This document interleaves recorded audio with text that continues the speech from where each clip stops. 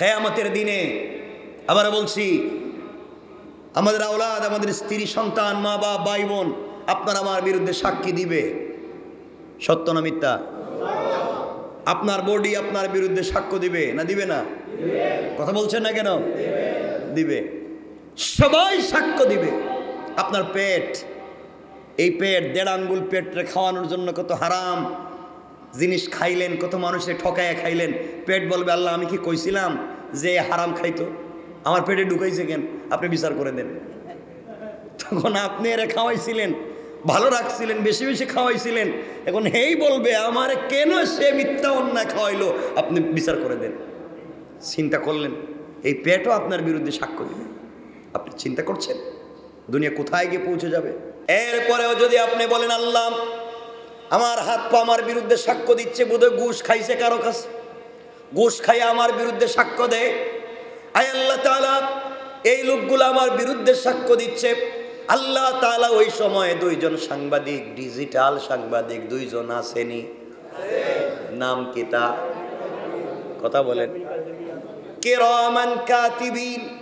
এই 2 জন ফেরেশতা শুধু তাদের কাজ সংবাদ মাধ্যমে সংবাদগুলোকে সংগ্রহ করা নয়, তোমার আমার ছবি সংগ্রহ করে, ফটো তুলে, ক্যামেরা করে ফটো তুলাইয়া আল্লাহ রাব্বুল ইজ্জতুল জালালের ওই মন্ত্রণালয়ে জমা দিতেছে। কিয়ামতের দিনে আপনি কোন জায়গায় কোন অ্যাঙ্গেলে দাঁড়িয়েছিলেন, কোন দিকে আঙ্গুল ইশারা করেছিলেন, সামনের দিকে তাকাইয়া পিছন দিকে কেমনে চোখ বাঁকা করে তাকাইছিলেন, এই ফটোটা পর্যন্ত ওরা উঠাইয়া আল্লাহর কাছে জমা দিবে। কোন ঠিক কিনা? এখন ওই যে আপনারা যে এদিকে তাকে দেখছেন নি ও কি করতেছে, এই যে দেখছেন নি, এই কিন্তু ফটো উঠে গেছে। আমরা করিনি এটা, আমরা সামনে বসে বলতেছি এই যে এটা ফটো তুলতেছেন কে? এই 2 জন ফেরেশতা দিয়া ফটো তুলে একবার ভিডিও সহ আপনার বক্তব্য সহ সব আল্লাহর কাছে রেকর্ড আছে না নাই? আপনাদের আওয়াজে মনে হইতেছে নাই বোধহয়। আজকের এই বসা আল্লাহর কাছে রেকর্ড আছে না নাই? আল্লাহর কাছে আমরা ভরসা নিয়ে বলতে পারি আল্লাহ তাআলা তুমি আমাদেরকে তৈরি করেছো। আমরা গুনাহ করতে পারি, অপরাধ করতে পারি, আমরা কোথাও জানি ভুল করে ফেলেছি, কিন্তু আপনার ক্যামেরায় শুধুমাত্র আমাদের গুনাহগুলো আছে। আর আমরা যে তাফসীর শুনলাম, ঘন্টার পর ঘন্টা তোমার ঘরে বসেছিলাম, এমন ভিডিও কি নাই? বের করে দেও। আল্লাহ পাক লজ্জিত হবেন আর ফেরেশতাকে বলবেন কি রে তোমরা শুধু গুনার ভান্ডার দেখাইলে, আমার বান্দা বলতেছে কোন দিন নাকি তাফসীর শুনছে, এই ভিডিও নাই। তখন ফেরেশতারা একটা ভিডিও বের করবে আর আল্লাহ বলবেন আমি লজ্জিত হয়েছি, তোমরা ভালো কাজেও ছিলে, মাফ করে দিলাম, মাফ করে দিলাম। রব তো খুঁজবেই তোমাকে আমাকে মাফ করে দেওয়ার কোনো একটা কৌশল। আল্লাহ বলবেন ফেরেশতা ঘটনা কি? তুমি আমার উম্মতের গোলামের শুধু ভুলগুলা দেখাইছো, বাকিগুলা দেখাইলে না। আল্লাহ এটা আলাদা করে রাখছিলাম। ঠিক আছে, তাহলে নিশ্চয়ই আরো ভালো কোনো কাজ আছে, এটা আর দেখার দরকার নাই, বান্দাকে মাফ করে দিলাম।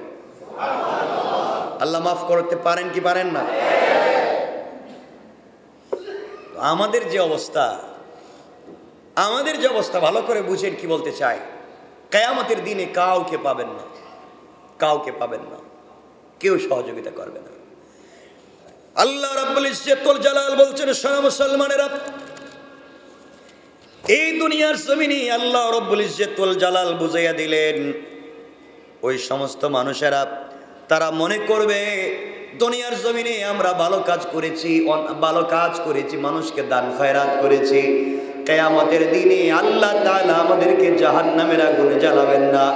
আবার বলে দিচ্ছি কম আমল করেন না, খালিস দীনাকা ইয়াকফিকাল আমালুল কালিল, কম আমল করেন, নির্ভেজাল করেন।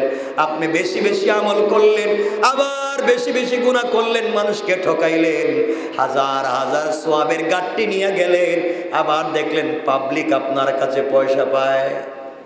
কথা বলেন না কেন? আপনি এখানে কোন দোকানে চা খাইছিলেন, পয়সা দেন নাই, রিকশাওয়ালাকে বলছিলেন বাংতি নাই 2 টাকা পরে দিব, পরে কোন দিন? রিকশাওয়ালা এসে বলবে আপনি বলছিলেন পরে দিবেন, আজকের দিন দিয়া দেন, আর পরে কোনো দিন নেই। কথা বলেন না কেন? আজকে আপনাকে পেয়েছি, আপনি পয়সাটা দিয়ে দেন। এভাবে দিতে দিতে দেখবেন আপনার আমল নামা সব খালি হয়ে গিয়েছে।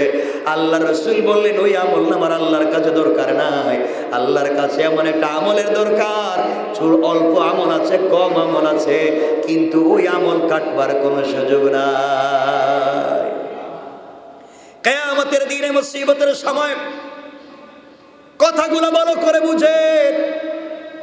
গোটা কিয়ামতের মানুষ আল্লাহর, কিয়ামতের মানুষ কিয়ামতের মাঠের অবস্থা দেখে আদম আলাইহিস সালামের কাছে গিয়ে বলবে, বাবা আদম, আপনার কারণে আমরা দুনিয়ায় গিয়েছি, আপনি আমাদের বাবা, আপনি বলেন না আজকের দিন আর সহ্য হয় না, শরীর থেকে ঘাম জরে জরে হাঁটু পানি হয়ে গিয়েছে, গলা পানি হয়ে গিয়েছে, সাঁতার কাটতেছি, আর সহ্য হয় না, বলেন তো কি করা যায়? আদম আলাইহিস সালাম বলবেন, শোনো আমার সন্তানেরা, শোনো, আমি আল্লাহর কাছে চেহারা দেখাতে পারবো না। আল্লাহ যদি আমাকে বলেন, আদম রে, তোমাকে বলছিলাম এই ফলটা না খাওয়ার জন্য, তুমি কেন খাইছিলা? জবাব দাও। এই জন্য আল্লাহর আদালতে আমি গেলে ধরায় পড়ে যাব, সুতরাং তোমাদের ব্যাপারে আজও আমি কোনো কথা বলতে পারবো না। চিন্তা করছেন? আপনার বাপ নাকি ওখানে সুপারিশ করব? আদম আলাইহিস সালাম বলছেন আমার দ্বারাই সম্ভব না। সমস্ত কিয়ামতের মানুষেরা দৌড়াতে লাগবে, আস্তে আস্তে করে কিয়ামতের মানুষেরা দৌড়ে আরেকজন পয়গম্বরের কাছে যাবে, নূহ আলাইহিস সালামের কাছে যাবে, আর বলবে, পয়গম্বর নূহ, আপনি বলেন না কি করা যায়, জাহান্নামের আগুন থেকে কেমনে বাঁচানো যায়? কিয়ামতের মাঠের এই কষ্ট সহ্য হয় না। তিনি বলবেন, আমার দিয়ে কিছু হবে না, শুধু রব্বি নফসি রব্বি নফসি, আল্লাহ আমি কাউকে চিনি না, আমাকে বাঁচাও, আজ আমি কাউকে চিনি না, আমাকে বাঁচাও। কিয়ামতের মাঠের মানুষেরা দেখবে পয়গম্বর পর্যন্ত কথা বলতে চায় না, একজন একজন করে ইব্রাহিমের কাছে যাবে, ইব্রাহিম বলবেন আমাকে দিয়ে হবে না, মুসার কাছে যাবেন, আমাকে দিয়ে হবে না, ইউসুফের কাছে যাবেন, আমাকে দিয়ে হবে না, ইয়াকুবের কাছে যাবেন, আমাকে দিয়ে হবে না, সবাই মিলে ঈসা আলাইহিস সালামের কাছে যাবেন, আর বলবেন আল্লাহ আপনাকে ভালোবেসেছেন, আপনাকে রূহুল্লাহ উপাধি দিয়েছেন, জন্মের পরে আপনার জবান দিয়ে কথা বলিয়েছেন, আপনার মাকে বাইতুল মুকাদ্দাসের খাদেমা বানিয়েছে, আপনি একটু আল্লাহর সঙ্গে কথা বলেন, আজকের এই বিপদ থেকে বাঁচান। ঈসা আলাইহিস সালাম বলবেন, বেয়াদবি মাফ করবা, কিয়ামতের মানুষ আমাকে দিয়ে হবে না, আমার ইন্তেকালের পরে আমার জাতিরা আমাকে দুনিয়ার জমিনে বেঁচে থাকতেও আল্লাহর পুত্র বানাইছে, আমার মাকে আল্লাহর স্ত্রী বানাইছে, আমার ইন্তেকালের পরে তারা আমাকে গালি দিয়েছে, নবীদেরকে গালি দিয়েছে, সুতরাং এই মুহূর্তে আমি আল্লাহর সামনে এই চেহারা নিয়ে যেতে পারবো না। কিন্তু তোমাদেরকে একটা পরামর্শ দিতে পারি, কিয়ামতের মানুষেরা শোনো, আদম থেকে নিয়ে আমি পর্যন্ত লক্ষাধিক আম্বিয়া কেরামের কাছে তোমরা গিয়েছো, কেউ তোমাদের কিছুই করতে পারবে না। আমরা সবাই মিলে আজকে যদি চিৎকার করে কান্না করি, কাজ হবে না রে। একমাত্র কেবলমাত্র আল্লাহর রাগকে যদি কমাতে হয়, আল্লাহকে যদি সন্তুষ্ট করাতে হয়, আজকের দিনে যদি আল্লাহর রাগ কমে গিয়ে কিয়ামতের মাঠে বিচার কার্য শুরু করতে হয়, কারোকে দিয়ে হবে না, একমাত্র তার বন্ধু হাবিব রাসূল পাক সাল্লাল্লাহু আলাইহি ওয়াসাল্লাম পড়ে আছে, সেই রাসূলের কাছে যাও, কলিজার টুকরা রাসূলকে গিয়ে ডাক দিয়ে বলবা, পয়গম্বরে আরবি, অনেকের কাছে গিয়েছি, অনেক নবী রাসূলের কাছে গিয়েছি, কেউ আমাদেরকে পথ দেখাইয়া দেয় না, কার কাছে যাব? কত মানুষের কাছে গেলাম, সবাই তো রব্বি নফসি, সবাই তো নিজেকে বাঁচাও, এখন আপনার কাছে এসেছি, বলেন না আপনি আমাদের জন্য কিছু করেন। আমার নবীজি বলবেন, বুঝতে পেরেছি, মাকামে মাহমুদের সাজদায় পড়ে যাবেন, আর আল্লাহ কি বলবেন, আল্লাহ আমি তোমার হাবিব,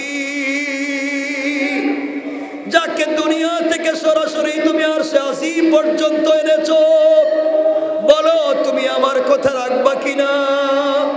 কিয়ামতের ময়দানে মানুষের কষ্ট হয়, আল্লাহ তাআলা বিচার কার্য শুরু করো। আল্লাহ বলবেন, ও পয়গম্বরে আরবি, আপনার কথা শুনে আমি বিচার শুরু করতে চাই, কিন্তু আমি যদি বিচার শুরু করি একটা মানুষও জান্নাতে যাবে না, একটা মানুষও জান্নাতে যাবে না, সবগুলা জাহান্নামে চলে যাবে। এই জন্য আমি আল্লাহ বিচার কার্য শুরু করতে চাই না। পয়গম্বরে আরবি বলবেন, আল্লাহ তাআলা আমি কোনো কথা শুনতে চাই না। আপনি যদি বিচার কার্য শুরু করতে না চান, আমি মুহাম্মদ কথা দিলাম সিজদা থেকে মাথা উঠাবো না। আল্লাহু আকবার বলো। এবার পয়গম্বর আরবি চিৎকার করে সিজদায় গিয়ে আল্লাহকে ডাক দিয়া বলবে, আল্লাহ এই দুনিয়ার জমিনে কষ্ট করেছি, জীবনে বাবা বলে ডাকবার সুযোগ পাই নাই, মাকেও বেশি দিন পাই নাই।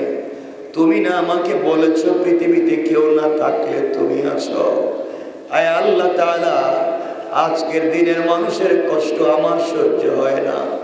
তুমি না আমাকে দরদি নবী বানায়া পাঠাইছো, বলো না এই মুহূর্তে তুমি কিয়ামতের মাঠে বিচার শুরু করো।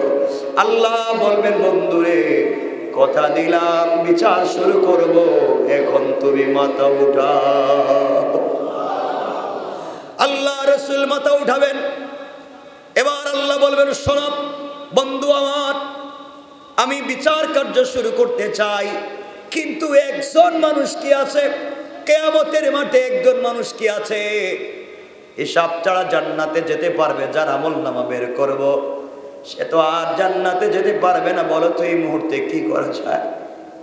ও বন্ধু, আমি কেমনে বিচার করি? বিচার কার্য শুরু করতে গেলেই তো একটা মানুষও জান্নাতে যাবে না। আর জান্নাতে যদি না যায় আমি কেন বিচার কার্য করবো? এই জন্য করি না। নবীজি বলছেন, আল্লাহ তাআলা আপনাকে কথা দিলাম, আমার কাছে এমন আমলনামা আছে যে আমলনামায় আপনি কলম ধরতে পারবেন না। আল্লাহু আকবার। আয় আল্লাহ তাআলা, আপনি বলছেন একটা মানুষ জান্নাতে যাবে না, আর আমি বলছি এমন আমলনামা আছে আপনার কাছে পেশ করব যে আমলনামায় আপনি কলম ধরতে পারবেন না। আমি বিশ্বাস করি। আল্লাহ বললেন, শোনো, এমন যদি কারো আমলনামা পেয়ে যাই, আমি কথা দিলাম বিচার কার্য করব, ইনসাফের সাথে করব এবং জান্নাতি বলে ওয়াদা দিয়ে দেব। আল্লাহ বসে যাবেন বিচার কার্য শুরু করার জন্য। আল্লাহ রাসূলের কাছে বলবেন, দেন একজন মানুষের আমলনামা দেন। আল্লাহ রাসূল আমলনামা খুঁজতে থাকবেন, খুঁজে খুঁজে একজনের আমলনামা দিবেন ছেঁড়া কাগজ। এই যে দিলাম আল্লাহ, এগুলা দেখেন। আল্লাহ তাআলা এক এক করে পৃষ্ঠা উল্টাবেন, শুরু থেকে শেষ পর্যন্ত উল্টাবেন। কোন জায়গায় কলম ধরবার জায়গা নাই, গুনার কোনো জিনিস নাই। আল্লাহ বলবেন, পয়গম্বর আরবি কার আমলনামা দিয়েছো? এটা কার? এই আমলনামা কার? নবীজি বলবেন, আল্লাহ এটা কোন পয়গম্বরের না, এটা কোন নবী রাসূলের না, এটা হলো আমার কলিজার টুকরা পাগল আবু বকরের আমলনামা। আমার আবু বকরের আমলনামা তোমাকে দিয়েছি। আয় আল্লাহ, এটা আমার আবু বকর, আমার আবু বকরের আমলনামা দিয়েছি। বলো, তুমি যদি আমার উম্মতের আবু বকরের আমলনামার মধ্যে কিছু না পাও, আমার বিশ্বাস আমার উম্মতদের ভিতরে এমন হাজার কোটি কোটি কোটি কোটি আমলনামা কিয়ামতের আগ পর্যন্ত যারা ছিল পেয়ে যাইবা। আল্লাহ বলছেন, বন্ধুরে হিসাব করব, বিচার করব, কিন্তু যদি আমি কম বেশ পাই জাহান্নামে দিব। আল্লাহর রাসূল বলছেন, আমার আপত্তি নাই, দিতে পারেন, আমার আপত্তি নাই। আল্লাহ বললেন, বিচার শুরু করব।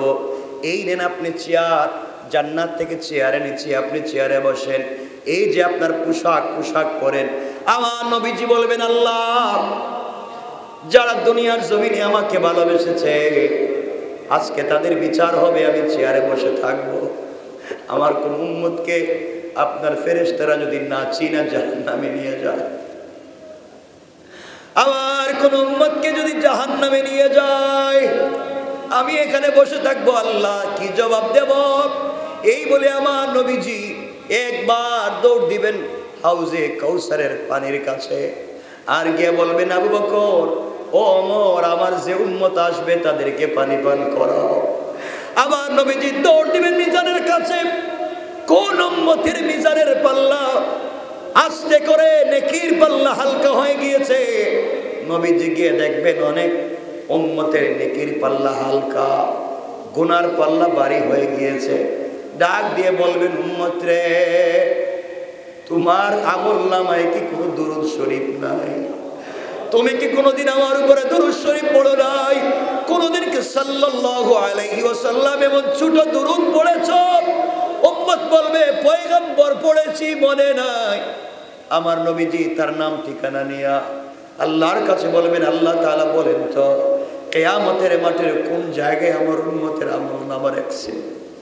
কোন জায়গায় আমার উম্মতের আমার উপরে যারা দুরূদ প্রেরণ করেছে, দুরূদগুলাকে কোথায় রেখে দিয়েছেন? আল্লাহ দেখায় দিবেন, এদিকে তোমার উম্মতের দুরূদগুলাকে জমা করে রেখে দিয়েছি। নবীজি নাম ঠিকানা নিয়ে যাবেন।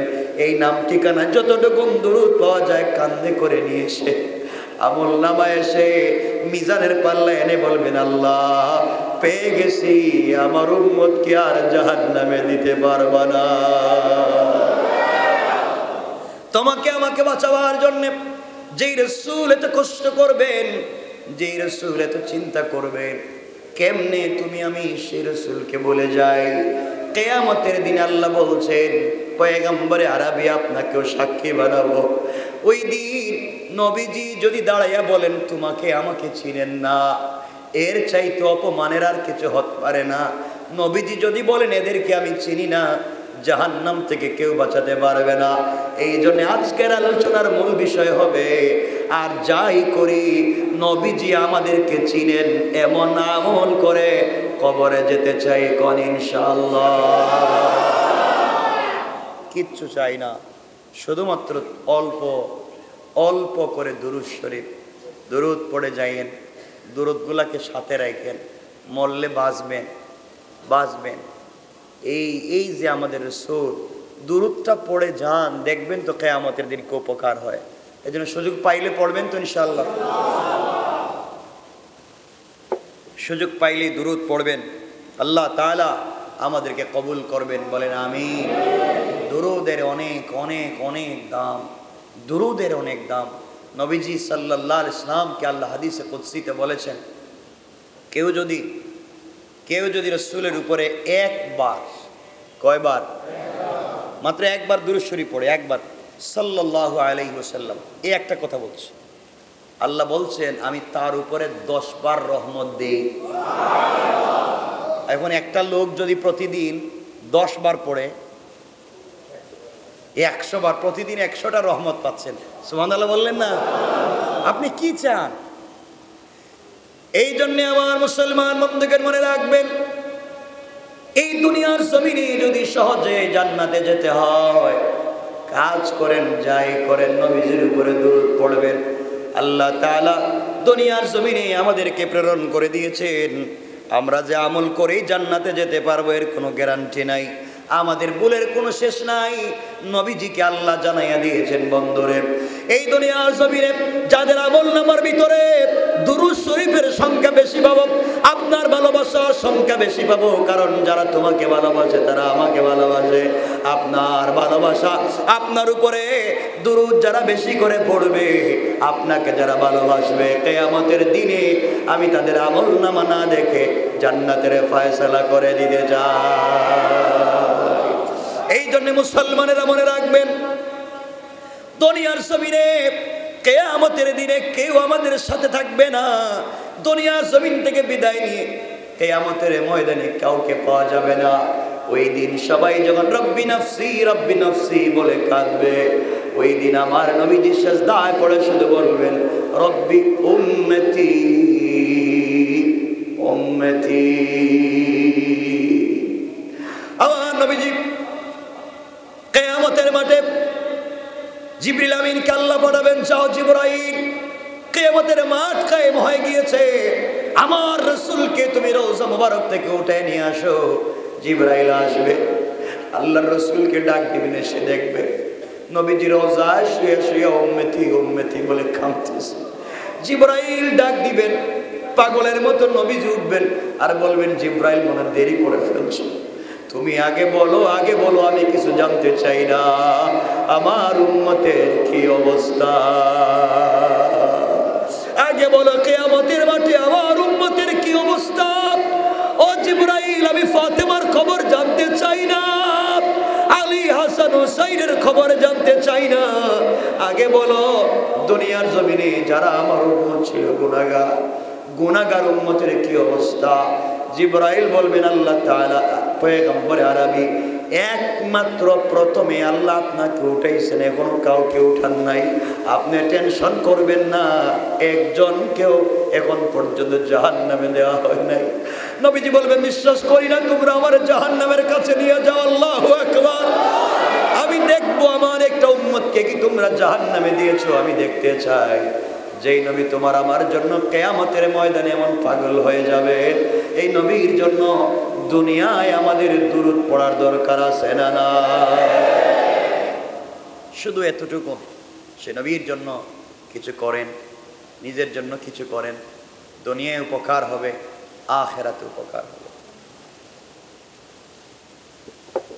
খুব বেশি লম্বা চওড়া বলতে চাই না, এজন্য আল্লাহর ওয়াস্তে আপনাদের কাছে যে কথা আমি বলতে চাইতেছি, জীবনকে পরিবর্তন করতে হলে আমাদেরকে মোটামুটি কম বেশ 40টা কাজের ভিতরে চলে আসতে হবে। জীবনকে যদি পরিবর্তন করতে হয়, জীবনকে যদি রাঙাতে হয়, জীবনকে যদি জান্নাতি বানাতে হয়, জীবনকে যদি হাউজে কাউসারের জন্য তৈরি করতে হয়, জীবনকে যদি রাসূল পাকের সঙ্গে জান্নাতে যেতে হয়, এমনভাবে যদি নিজেকে তৈরি করতে হয়, কমপক্ষে 40টা কাজের সঙ্গে আপনাকে আমাকে জড়িয়ে নিতে হবে। এই 40টা কাজের সঙ্গে যদি আপনাকে আমাকে জড়িয়ে নিতে পারি, এটা বিশ্বাস রাখবেন যে আর সবাই ভুলে গেলেও নিশ্চয় রাসূল আমাকে কিয়ামতের দিন ভুলবেন না। সুবহানাল্লাহ বললেন না? এই 40টা কাজগুলোকে আমি সংক্ষেপ করে করে আপনাদের কাছে বলে দিতে চাই। জীবন পরিবর্তনের জন্য আপনাদেরকে 40টা বলতে গেলে তো অনেক সময় লাগবে, আমি 20টা বলি। কয়টা? এই 20টা কাজ 20 দিন করবেন, পারবেননি? ইনশাল্লাহ তো আমিও জানি এটা পারবেননি, বলেন না ইনশাল্লাহ, সবাই বলেন, বলেন হাত ওঠে বলেন, ইয়া আল্লাহ আমাদেরকে কবুল করো, জোরে বলেন আমিন। আল্লাহ আমরা তো দুর্বল, পারবো না, তুমি আমাদেরকে হিম্মত দিও, আমিন। এই 40 দিনে ধারাবাহিকভাবে 20টা কাজ যদি করতে পারেন, কি লাগে আপনারা, কি দরকার? 1 নম্বর হচ্ছে এই 40টা দিন দেখে তো ট্রাই করে পারা যায় কিনা জীবন পরিবর্তন হয়ে যাবে। 1 নম্বর, ঘুমানোর আগে চেষ্টা করেন তাহাজ্জুদের নামাজ পড়ে ঘুমাবেন। একথা আমি বলতেছি না, ঘুমানোর আগে শুধুমাত্র তাহাজ্জুদের নামাজ পড়ার নিয়ত করে ঘুমাইয়া যান। কিসের নিয়ত করে? 1 নম্বর কি করবেন? ঘুমানোর আগে তাহাজ্জুদ পড়ার নিয়ত করে ঘুমান। যদি নাও পড়তে পারেন, পুরা তাহাজ্জুদের সওয়াব পেয়ে যাবেন। এটা পারবো না?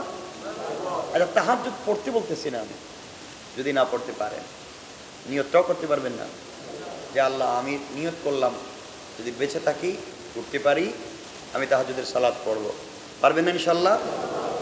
1।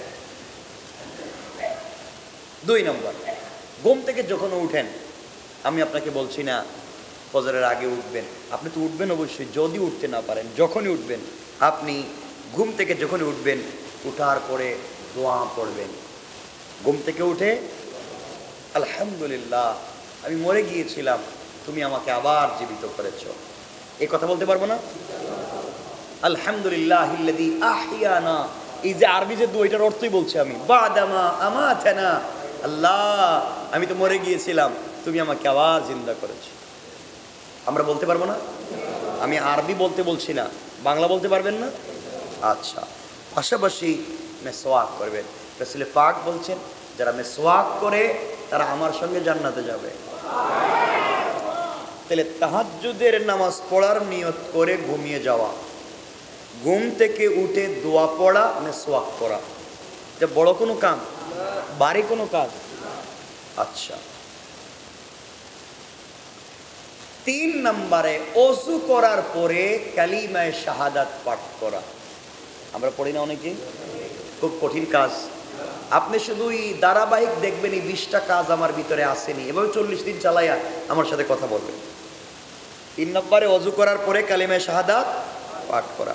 4 নম্বরে সুযোগ থাকলে রাতে তাহাজ্জুদের নামাজ পড়ে ঘুমানো। আমি বলছি না রাতে 3টার সময় উঠে পড়বেন, আমি বলছি জুহর এশার পরেও পড়তে পারেন। ট্রাই শুরু করে আপনি এশার পরে 4 রাকাত এক্সট্রা পড়ে ফেলেন তাহাজ্জুদের নিয়ত করে, পারবেন ইনশাআল্লাহ? আচ্ছা, 5 নম্বরে কখনো কখনো যদি আমাদের উপরে গোসল ফরজ হয়ে যায় তাহলে ফজরের আগে আগে নিজেকে পরিষ্কার করে ফেলা। মনে রাখবে তো? মনে থাকবে তো ইনশাআল্লাহ? মনে থাকবে ইনশাআল্লাহ। 6 নম্বর, চেষ্টা করব 5 ওয়াক্তর আজান শোনা। আমি বলছি শুধু আজান শোনা, আজান শোনা, এবং চেষ্টা করবেন আজানের উত্তর দেওয়া। প্রতিদিন কয়বার?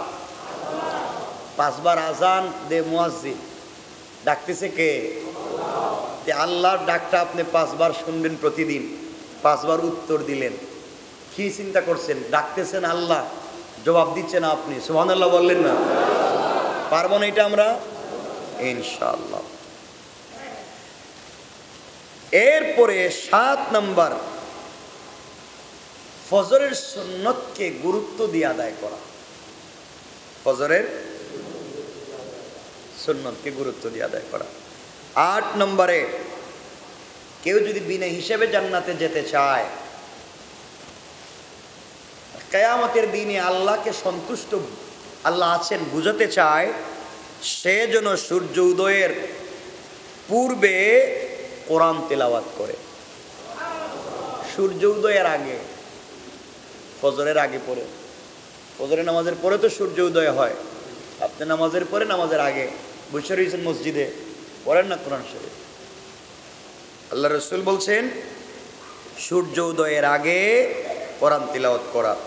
এবং 9 নম্বর, সূর্য উদয়ের পরে ইশরাকের নামাজ পড়া। এটা অনেকেই পড়ে থাকেন, পারবেন না ইনশাআল্লাহ? নবীজি বলেছেন কেউ যদি কিয়ামতের দিনে আমাকে পেতে চায়, সে আমাকে খোঁজা লাগবে না, আমি তাকে খুঁজে বের করব। সে যদি প্রতিদিন 12 রাকাত সুন্নত নামাজ আদায় করে। কয় রাকাত? 12 রাকাত সুন্নত যদি আপনি পড়তে পারেন, আল্লাহ রাসূল বলছেন আমি এর খুঁজে বের করব। সুবহানাল্লাহ বলেন। চেষ্টা করবেন। 11 নম্বর, সালাতুদ দুহা। সালাতুদ দুহা বুঝছেন নি আপনারা? সালাতুদ দুহা, এই নামাজটা পড়তে পারবেন না এটা? আচ্ছা, এটা তো পড়ে অনেকে দেখলাম, তো পড়ে দুপুরে টাইমে অনেকে পড়ে দেখলাম। সালাতুদ দুহা আদায় করা চেষ্টা করবেন, আল্লাহ পাক যেন কবুল করেন। কয়টা বলছি? 11টা। 12 নম্বর, চেষ্টা করবেন সময় মতো ওয়াক্তের ভিতরে ফজর, জোহর, আসর, মাগরিব, ইশা এই 5 ওয়াক্ত নামাজ পড়া ওয়াক্তের ভিতরে। পারবো না? আচ্ছা, আমাদের কাজ কি? আমাদের কাজই তো এটা, নামাজ পড়া। পারবো না আমরা সময় মতো ওয়াক্তের ভিতরে আদায় করা? 13 নম্বর, প্রতিদিন প্রত্যেক ফরজ নামাজের পরে কেউ যদি, রাসূল পাক বলেছেন বিনা হিসাবে জান্নাতে যেতে চায়, প্রতিদিন ফরজ নামাজের পরে সে যেন আয়াতুল কুরসি পাঠ করে। সুবহানাল্লাহ বলেন। এবং 3 কুল, কুল হুয়াল্লাহু আহাদ, কুল হুয়াল্লাহু, কুল আউযু বিরাব্বিন নাস, এরপরে মানে নাস, ফালাক, ইখলাস। চাইলে কুল ইয়া আইয়ুহাল কাফিরুন পড়তে পারেন। আমি 3টা বলছি। এটা কি খুব কঠিন সূরা? আচ্ছা। 14 নম্বর, প্রতি সোমবার এবং বৃহস্পতিবার সুযোগ থাকলে রোজা রাখা। এটা অনেক করেন আমি জানি, অনেক আমার সাথে, সবাই তো না, 1-2 জন আছেন। প্রত্যেক সপ্তাহে 2টা রোজা রাখেন, প্রতি সোম এবং বৃহস্পতিবার নবীজিটা করতেন। অথবা 15 নম্বর হচ্ছে প্রতি মাসে আইয়ামে বীজের রোজা রাখা, আইয়ামে বীজ 3 দিন রোজা রাখা। 16 নম্বর হচ্ছে প্রত্যেক শুক্রবার সূরা কাহাফ তেলাওয়াত করা, পারবেন না ইনশাআল্লাহ? 17 নম্বর হচ্ছে প্রতিদিন সূরা ওয়াকিয়া, সূরা ইয়াসিন তেলাওয়াত করা। এগুলো আসলে করেন আপনারা, এটা ধারাবাহিক রুটিন করবেন শুধু। আচ্ছা, 18 নম্বরে যদি সুযোগ থাকে, নবীজি বলেছেন কবরে ফেরেশতারা আযাব দিতে পারবে না, কোনোভাবেই না, যদি কেউ ঘুমাবার আগে সূরা মুলক পড়ে ঘুমায়া যায়। সুবহানাল্লাহ বলেন। আর আজকেও বলেছি সূরা বাকারার শেষ 2 আয়াত, সূরা মুলক পড়েন যদি, সূরা বাকারার শেষ 2 আয়াত, সূরা মুলক, সূরা বাকারার শেষ 2 আয়াত। চেষ্টা করবেন এই আমলটাকে একটু ট্রাই করেন, সূরা মুলক, সূরা বাকারার শেষ 2 আয়াত। 19 নম্বর, প্রত্যেক রাত্রে ঘুমাবার আগে আল্লাহর কাছে ক্ষমা চাও। আল্লাহ, আমি ঘুমাচ্ছি, না জানি উঠতে পারবো কিনা, মরে যাইতে পারি, আল্লাহ যদি মরে যাই তুমি আমার উপরে সন্তুষ্ট থাইকো, আমাকে ক্ষমা করে দিও। এটা বলতে পারি না? এটা বলবো। 20 নম্বর, দিনে অন্তত 70 বার ইস্তেগফার করা। কি করা? ইস্তেগফার কি শুধু আস্তাগফিরুল্লাহ বললেও হবে? ছোট একটা শব্দ বললে হবে। পারবো না ইনশাআল্লাহ? এই 20টা কাজ আমরা করতে পারবো না? ইনশাআল্লাহ তো বলছেন, মনে তো আর থাকবে না। অথচ দেখেন এই সবগুলোই হয়তো আপনারা করেন কম বেশ। একটা রুটিনের ভিতরে নিয়ে আসেন 40 দিন যে আমি এই কাজগুলো করব। 40 দিন পরে দেখেন আপনার বডির অবস্থা, আপনার মনের অবস্থা, আপনার দিলের অবস্থা আপনি নিজেই বুঝবেন চেঞ্জ হয়ে গিয়েছে। আল্লাহ আমাদেরকে কবুল করুক। সবাই বলেন আমিন।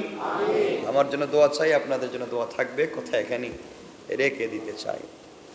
আল্লাহুম্মা সাল্লি আলা মুহাম্মাদ ওয়া আলা আলি মুহাম্মাদ কামা সাল্লাইতা ওয়া সাল্লামতা আলা ইব্রাহিম ওয়া আলা আলি ইন্নাকা হামিদুম মাজিদ। আল্লাহুম্মা আমিন। রব্বানা যালামনা